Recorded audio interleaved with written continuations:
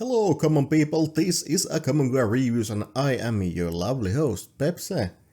Dusting of the Classics returns today with the movie that oh so nicely came to me as a recommendation. In my search of old movies, my brother's friend seems to have a good touch when it comes to old science fiction flicks. Today's movie is Beginning of the End, a 1957 American science fiction film produced and directed by Bert I. Gordon. Movie starts with a scene of couple kissing in a car when suddenly they see something that scares them. Camera is cut off, and next we see a police officer frantic about something. They found totally demolished car, a bloody dress, and a horrifying scene.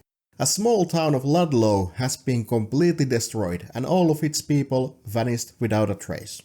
Oh yeah, and also I'm trying this new thing with my mic. I found a video in the YouTube that teaches me how to make my speech sounds more professional, like this podcast kind of thing, like louder.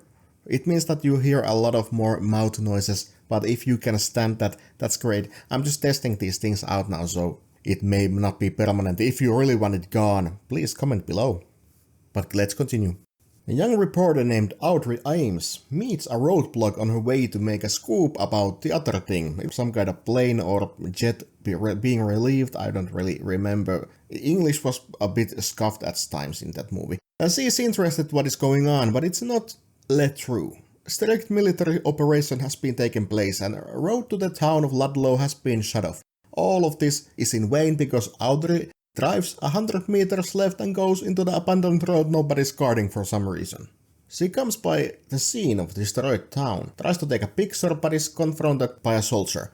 She then rushes to the commanding officer who is at the headquarters of the town further. All this secrecy makes her even more curious than she already is. She gets a call from her boss. Some stuff with radiation have been going on with the Agricultural Research Center in Illinois. She then meets Dr. Ed Wainwright, who is doing experiments with radiation, trying to grow giant fruits to solve world hunger.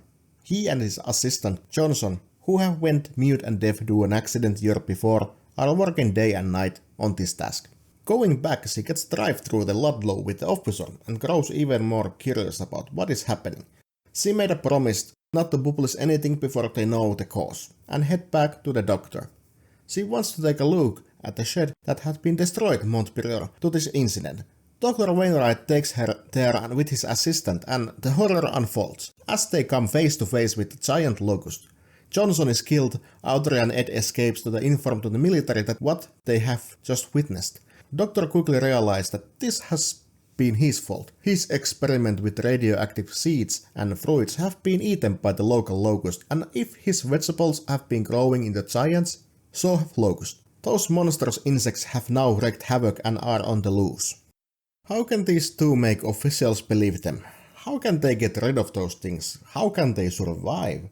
You have to take a look for yourself. This movie is also it can be found even on YouTube. First of all, I have to say that the oversized insects is a terrifying concept. If you have a weak stomach for insect close-ups, this movie is going to be a tough piece for you. It is an old movie for sure, using the techniques that they had in the 50s. But those crickets are real crickets, no puppets like in old Godzilla movies or monster movies of that era. Those erratic movements and twitching of their antennas and jaws, that's just nasty. Acting was nice. I liked how people who are killed by this creature make this death face while they scream, emphasizes the situation nicely. Audrey was a cunning reporter, classical case that we all know when a fearless reporter in the chase of her or his biggest scoop unfolds terrifying secrets. That just doesn't get old easily. First confrontation between Army and Locust are also rather funny. A scientist, not a soldier, Ed, just has to yoink a lone gun from the military vehicle and shoots it like a Rambo for 3 seconds before abandoning it and jumping on the car, leaving the battlefield. Also, he really liked to talk to the military personnel how they cannot do anything or try anything because he says so. I'm surprised that they let him talk to them like that. Like, why would they even listen to someone who isn't a soldier in the first place? Like, goddamn, stay on your field, doctor. His pessimistic attitude towards all of this was really something, a naysayer without hint of positivity. But of course the movie has this unfortunate end. They find the way of victory and they get their peace. Movie was a fun watch. I gotta watch more of these because in the 1950s you can find a lot of science fiction and horror to be watched free. And well, that's fine by me because I'm bored. So again, if you are afraid of these close-up bugs, this may be a hard piece for you to watch, but if you can appreciate these kind of films, this is a must-watch.